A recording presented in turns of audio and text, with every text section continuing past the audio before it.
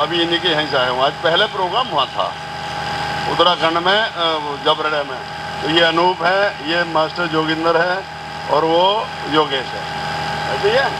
चलो, तो ये हमारे भाई नीरज जी पवार और हमारे प्रदेश अध्यक्ष राहुल जी, और ये हमारा अमित जी, वो हमारा सनी देव। तो सन्नी ठीक है, सनी देव लिखे है ना, जब दिक्कत हो गया है ऐसा नहीं, ऐसा लगा जेब में तेल की शीशी लेके चलनी पड़ेगी।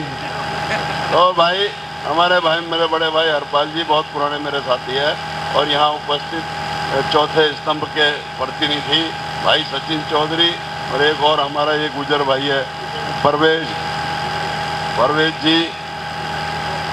अच्छा ठीक, विपिन जी आप, अच्छा योगेश जी आप हैं? नहीं, आप सचिन हैं? तो सचिन को तो जानता हूँ ना, ये दोनों को। विपिन जी वो पीछे बैठे हैं, हाँ ठीक। और मास्टर जी और सभी यहाँ उपस्थित बुजुर्ग तो सही कह रहे हैं, नहीं तो नौजवान साथियों। हाँ, तो देखो इसमें गलती इनकी नहीं है, गर्मी का मौसम है, फिर हम लेट आए हैं, हमें इन उत्तराखंडियों ने वहाँ से लेट छोड़ा। तो अब इसमें हम क्या, तुम्हारे क्या दो, इनका क्या दोष है लोगों का? वरना जब हमारे जब भरा हुआ था, अब उस टाइम ठीक है, कोई बात नहीं है, सब समाज है। मैंने बहुत छोटी उम्र से इसी जिले से, आपको सब पहले तो सहारनपुर वाले भाइयों, मेरा आपका नाता ये है कि मैंने जीवन में जो कोई हरपाल जी कदम रखा समाज सेवा में, वो सहारनपुर की धरती से रखा था। और जब छोटे छोटे लड़के होते थे, हम कोई 18 साल का, कोई 17, मैंने 21 साल की उम्र में तो इन वनगुजरों को ले जाकर पार्लियामेंट में बैठा दिया था, आपके यहाँ से सहारनपुर से। सुनने में भी बड़ा अजीब लगता है, लेकिन मैं यहीं बैठा बैठा अभी बताऊंगा आपको, अगर मोहंड से आप नदी में कूदोगे, 22 नदियां पार करके जंगलों में, राजा नेशनल पार्क में कई वर्षों तक मैंने काम किया वनों में। और वहीं जो डेरे हैं हमारे, जो मुस्लिम गुजर हैं, वन गुजर बोलते हैं, और मैं BHL में वहाँ जाके हरिद्वार में निकला करता था, 22 नदी पार करके। रात को यहीं रुकता था उनके डेरों पर ही, 5 डेरे यहाँ, 10 डेरे यहाँ, 8 डेरे यहाँ। तो ये मैंने कई सालों तक यहाँ काम किया। उसके बाद मुझे वहाँ फिर पार्लियामेंट का टिकट मिल गया 96 में। ये मैं 92 की बात कर रहा हूँ, 92 से 96 तक 4 साल मैंने यहाँ काम किया था सहारनपुर में, और जब ये उत्तराखंड नहीं बना था। तो ये मेरी धरती है, मैं इसको नमन करता हूँ, जो मेरी कर्म भूमि है। अब आज हम जिस उपलक्ष्य में यहाँ उपस्थित हैं, वो है हमारे पूर्वज सम्राट मिहिर भोज जी की जयंती का अवसर। तो सम्राट मिहिर भोज जी गुजर प्रतिहार वंश के कुलभूषण थे, और उन्होंने, कन्नौज उनकी राजधानी थी, लेकिन उनके जो राज्य की जो सीमाएं थी, उसमें पश्चिम बंगाल से लेकर महाराष्ट्र और कश्मीर तक 1936 से लेकर और 800, माफी चाहता हूँ, वो मैं अब क्रांति ध्यान रहेगी ना मेरे, 836 से लेकर और 885 तक तो उनका शासन था। तो एक बात मैं कहना चाह रहा हूं, ये जो महापुरुष और क्रांतिकारी होते हैं, ये राष्ट्र की धरोहर होते हैं। ये सही बात है कि जाति में नहीं लपेटना चाहिए, लेकिन जब कोई और ना पूछे तो क्या हम बोलना बंद कर दें? हम तो अपने को पूछेंगे, औरों को किसने रोका? और भी पूछो ना। तो इसलिए ये राष्ट्र की धरोहर है, महापुरुष और क्रांतिकारी, और उनके जयंती और पुण्यतिथि पर हमें कोई ना कोई संकल्प लेना चाहिए। तो संकल्प समाज सुधार की दिशा में हमें जो भी हो, यहाँ सामाजिक कुरीतियां, उनके खिलाफ लड़ना चाहिए, और सारे युवाओं को अच्छी शिक्षा और अच्छे संस्कारों से ओतप्रोत होकर सारे समाज का, हर बिरादरी का सम्मान करना चाहिए। जो हमारे गांव में है किसी भी बिरादरी का, अगर वो कमजोर है, तो गुजर होने का जब मैं अर्थ सार्थक समझता हूं कि जब तुम कमजोर को ताकत देने का काम करोगे, उसको संरक्षण और सुरक्षा देने का काम करो। जब तो है, मेरी पहचान तो यही है। वहाँ हमारे क्षेत्र में या मेरठ में मैं रहता हूँ, वहाँ किसी भी समाज के साथ अन्याय और अत्याचार होगा, मुखिया गुजर गरजता हुआ मिलेगा आपको। चाहे सरकार हमारी हो, चाहे हम विपक्ष हो, लेकिन मैं सड़कों पर मिलूंगा। और लोकतंत्र में अब जो राजकीय जो राजशाही व्यवस्था थी वो समाप्त हो गई। अब लोकतंत्र है, तो लोकतंत्र के अंदर जब तक अपनी आवाज जो समाज बुलंद करना नहीं जानता, वो समाज धीरे धीरे धीरे धीरे धीरे उसका पतन की ओर चला जाएगा और उसकी पहचान खत्म हो जाएगी। जब मैं एक सवाल उठाना चाहता हूं, हम जब इतिहास पर नजर डालते हैं, सम्राट मिहिर भोज से लेकर नागभट्ट हुए, या और हमारे अनंतपाल, हमारी दिल्ली के अंदर हमारा राज था।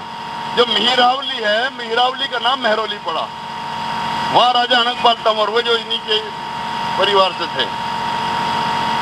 उसके बाद भी आज अगर हम अध्यात्म की तरफ जाते हैं, तो अध्यात्म में अगर आप जाते हो तो भगवान रामचंद्र जी हो, चाहे हनुमान जी हो, चाहे भोले शंकर हो, सबने अपने अपनी माताओं की कोख से जन्म लिया।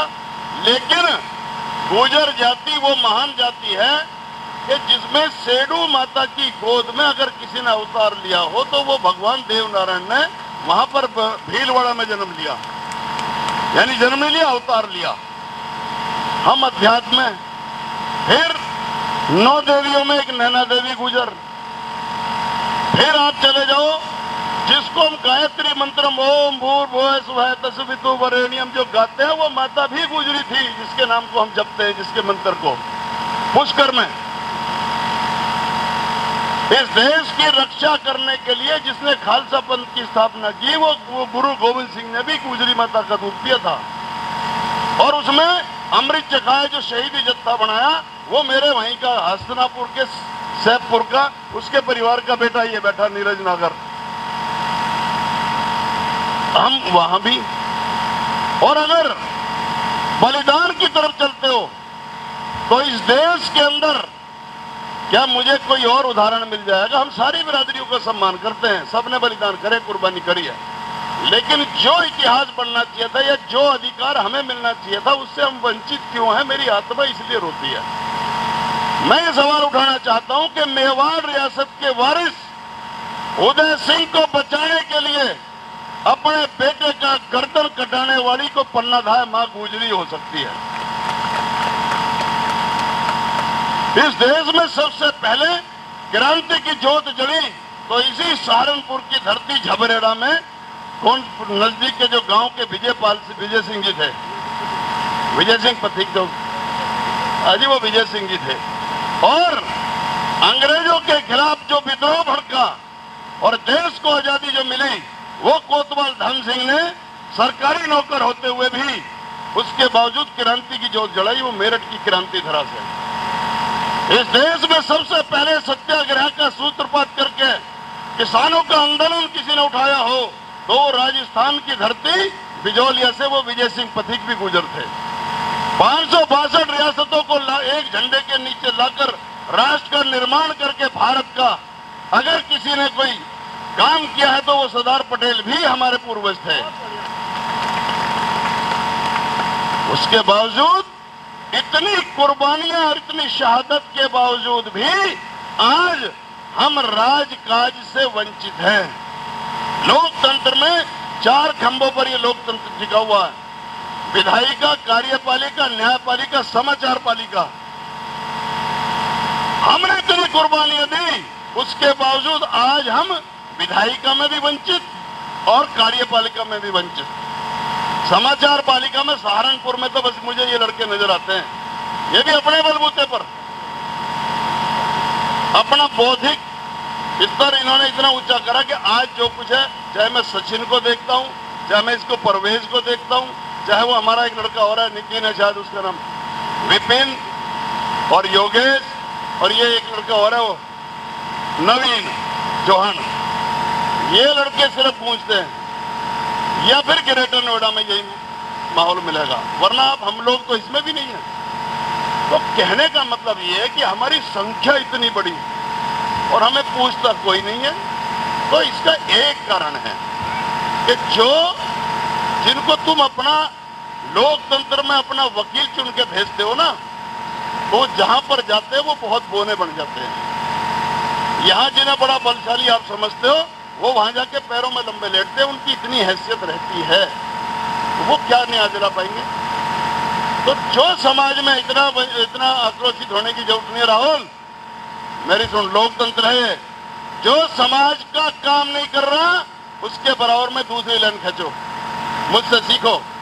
मैंने कहां जन्म लिया, कहां से स्टार्ट करा और मैंने कहां जाके कब्जा किया सत्ता पे। ऐसी बजाय लठ बजाया मैंने, जेलें काटी हैं, जब जाकर के वहां मेरठ में बैठा था मैं। क्या सोच रहे हो कि ऐसे ही उन्होंने प्लेट में सजा के दे दिया? तो यहां भी लाइन खींचो, वरना तुम्हारी कहीं गिनती नहीं आती है। सहारनपुर वालों की बता रहा हूं, और सहारनपुर वालों की संख्या इतनी है कि तुम्हारे बगैर किसी की ताजपोशी नहीं हो सकती। तो जो बिना मांगे वोट देगा उसकी कभी भी लोकतंत्र में कदर नहीं हो सकती, चाहे वो कोई भी पार्टी हो। इसलिए सत्ता पर काबिज होने के लिए संगठित हो। जब तक सत्ता में काबिज नहीं होगे, जब तक विधायिका में और कार्यपालिका में, न्यायपालिका में, समाचार पालिका में तुम्हें प्रतिनिधित्व नहीं मिलेगा। इसलिए संकल्प लो कि शिक्षित बनने के साथ साथ संगठित होंगे, और संगठित होते ही अपने अधिकार को छीनेंगे। मैं मांगेंगे नहीं, छीनेंगे। तो कोई नई लड़ाई शुरू करो। और नई लड़ाई मैं बता रहा हूं, हमारे भाइयों को देखो, हमेशा सड़क पे रहते हैं, उनकी कदर होती है सदनों में।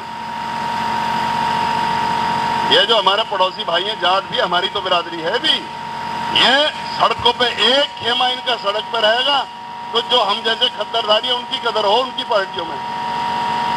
और तुम लोगों ने हमें क्या कर रखा? हमें बंधुआ मजदूर बना रखा। तो इसलिए क्योंकि तुम बचते हो आंदोलन से, समाज भी तो बचता है।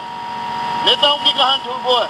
भाव अगर समाज मुझे लाइन खींच दे, मैं कहे कि ना मैं पार्टी देखूं, ना मैं फिर कोई और कोई अपना स्वार्थ देखूं, मैं सीधा ये कहूंगा कि समाज का हित जो उनकी राजनीति में, मैं उसे करूंगा। मैंने लड़ाई छेड़ रखी है कि ये तमाम पश्चिम उत्तर प्रदेश को काटो। 25 करोड़ की आबादी हो गई, 2,40,928 वर्ग किलोमीटर में फैला हुआ ये उत्तर प्रदेश, जिसके अंदर 1583 थाने हैं। 32% लोग आज भी अनपढ़ हैं। और इतना बड़ा जो कोई भी सुविधा अगर मिल रही है वो सारी पूर्व में, पश्चिम में 70% पूरी यूपी की कमाई का हिस्सा वो वहां जा रहा है। और आप पुलिस मुख्यालय देखो तो पूर्व में, शिक्षा मुख्यालय देखो तो पूर्व में, और दूसरा जितने एम्स आ रहे हैं सब पूर्व में, और लीडरशिप है तो पूर्व की। तो तुम्हें कौन पूछेगा भाई? यानी शिक्षा के केंद्र इस उत्तर प्रदेश में सबसे पहले सचिन जी 3 शिक्षा केंद्र बने, जिनको विद्या मंदिर कहते हैं। वो बने इलाहाबाद, बनारस और लखनऊ, यानी वो भी पूरब में। और उसी दौरान हमारे यहां भी 3 चीज आई, बरेली, शादरा और आगरा, 3 पागल खाने ये हमारे यहाँ है। बताओ झूठ हो तो बता दो भाई, भाई झूठ बोल रहा हूं। पागल खाने तो हमारे यहाँ, और शिक्षा केंद्र पूरब में, एम्स वो सब पूरब में, और कमाई हमारी जा रही है, और लीडरशिप वो पूरब की। तो तुम्हें कौन पूछ लेगा? इसलिए हमने आवाज उठाई है कि ये पश्चिमी उत्तर प्रदेश के 17 जिले यूपी से काट के दिल्ली से जोड़ो। और सहारनपुर ना तो उत्तराखंड में जाएगा ना हरियाणा में जाएगा, सहारनपुर दिल्ली से जोड़ो। और आप सहमत हो इस बात से? क्योंकि सहारनपुर के लिए कभी आवाज उठती है कि भाई हम हरियाणा से जोड़ देंगे जी। तुम्हारी ताकत कम करने की साजिश है ये, समझ रहे हो? कौन पूछ रहा फिर हरियाणा में तुम्हें? और फिर वहां उत्तराखंड में रोज लड़ाई होगी पहाड़ की और मैदान की। वहां पहाड़ियों से लड़ो, यहां पूरबियाओं से लड़ो। इसलिए अपना क्षेत्र पश्चिम का हम कहीं नहीं जाएंगे, सहारनपुर दिल्ली से जोड़ो, ये नारा चलेगा। तो आप सहमत हो तो हम इस लड़ाई को आगे बढ़ाएं। हाथ उठा दो, इससे भी शर्मा रहे हो। ये सोच रहे कि वीडियो बनेगी किसी और नेता को दिखा दिया तो हम टीम में से निकल जाएंगे। तो इसलिए मेरा भाइयों, लड़ाई लड़ो। मैं कोई बावड़ा थोड़ी हूं, अब जब सहारनपुर से स्टार्ट करी उस समय 21 साल का था कुल, और पार्लियामेंट पे चढ़ गया था तुम्हारे इनको लेकर के वन गुजरों को, और इन्हें जगह दिलवाई पथरी में। उसके बाद 96 में जब 25 साल का हुआ, जब तो मुझे लोकसभा का टिकट मिला बागपत से, 2 बार बागपत पार्लियामेंट लड़ा, विधानसभा लड़ा, खेखड़ा राजस्थान में चुनाव लड़ा, राजस्थान में आरक्षण की लड़ाई लड़ी, और यहाँ लड़ाई लड़ी पूरे पश्चिम में, और ये पश्चिम का कोई जिला नहीं छोड़ा। 14 सितंबर 2015 को रामलीला मैदान में हमने इन्हीं बच्चों को लेकर, राहुल जैसे, ये नीरज जैसे, है ना, ये नेता, ये बैठा नवीन खटाना, ये कहाँ थे, कोई नहीं है। जब ये आज जब हाथी के सूंड वालों ने जब कुचल दिया ना, जो कि मेरा अब क्यों कहे जी मेरे साथ अन्याय हो गया। अन्याय तो होगा ही जब तुम उन्हें नोट भर भर के दोगे तो, बताओ मैं गलत कह रहा हूं। और आज वही नवीन खटाना पूरी बसपा हिला दी इसने। जब उस दिन मैंने यहाँ हुंकार मारी ना मेरठ में, दूसरे दिन सारी बसपा पहुंच गई, और इनसे कह रहे भाई मुखिया जी से फैसला करवा था किस तरह। मैंने वहां कही, मैंने कहा ठोकूंगा एक को पकड़ के बसपा वालों को, अगर मैंने कहा उनके पैसे नहीं दिए तो। अब अगर मैं हाथ जोड़ के बात करने लगूं, बनिए का बेटा बन जाऊं, तो मुझे पीटने वाले घर से बाहर निकलते मिल जाएंगे। तो मैं काहे में समाज की लड़ाई लड़ लूंगा जब मैं अपना आप की सुरक्षा नहीं कर सकता। तो इसलिए हम तो भैया लड़ाई सिर्फ ये जानते, अगर चुनाव जीते तो सदन में आवाज उठाएंगे, और चुनाव हार गए तो सड़कों पे हंगामा होगा। जब ही समाज को न्याय मिल सकता, वरना नहीं मिलेगा। आपका प्रोग्राम बने तो मुझे आवाज मान लेना नवीन भाई। मैं इस लड़ाई को, सहारनपुर को, मेरी इच्छा है कि ये दिल्ली से जुड़े, क्योंकि ये यूपी का बंटवारा होने वाला है। तो इससे बढ़िया दिन नहीं है कि हम संकल्प लें। आज अपने पूर्वज सम्राट मीर भोज जी के जयंती के अवसर पर ये संकल्प लेते हैं कि सहारनपुर को दिल्ली से मिलाकर ही दम लेंगे। ये अब आपकी लाइन बन गई।